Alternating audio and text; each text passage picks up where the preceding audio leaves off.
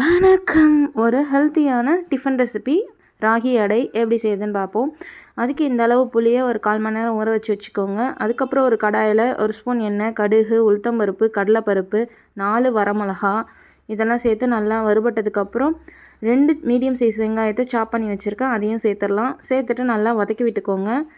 வெங்காயம் வதங்கிறதுக்காக கொஞ்சோண்டு சால்ட் சேர்த்துக்கோங்க. வெங்காயம் நல்லா வதங்கினதுக்கப்புறம் நம்ம ஊற வச்சுருக்கோம் இல்லையா புளி, அதை நல்லா கரைச்சி சேர்த்துக்கலாம்.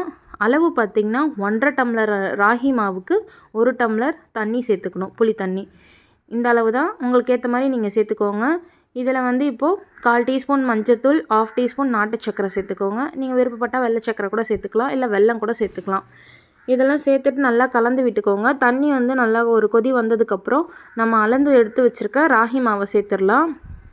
நீங்கள் கடையில் வாங்கின மாவாக இருந்தாலும் சரி, இல்லை வீட்டில் அரைச்சி வச்சுருக்க மாவாக இருந்தாலும் சரி, எது வேணாலும் சேர்த்துக்கலாம்.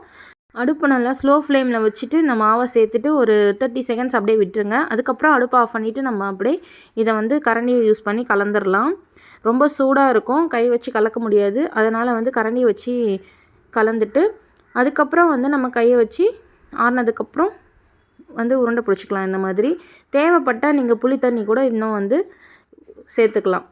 இப்போ பார்த்திங்கன்னா இந்த மாதிரி ஒரு பால் சைஸில் எடுத்துகிட்டு இதை நம்ம அடை மாதிரி தட்டி எடுத்துக்கலாம். நீங்கள் வாழை இலையிலையோ இல்லை இந்த மாதிரி கவர்லேயோ எண்ணெய் தடவிட்டு தண்ணி தொட்டு இந்த மாதிரி நல்லா மெலிசாக உங்களால் எவ்வளோ அளவுக்கு தட்ட முடியுமோ அந்த மாதிரி தட்டி எடுத்துக்கலாம். இப்போ கல் சூடானதுக்கப்புறம் ஆயில் அப்ளை பண்ணிவிட்டு நம்ம எடுத்து வச்சுருக்கோம் இல்லையா, தட்டி வச்சுருக்கோம் இல்லையா, அந்த அடையை போட்டுடலாம்.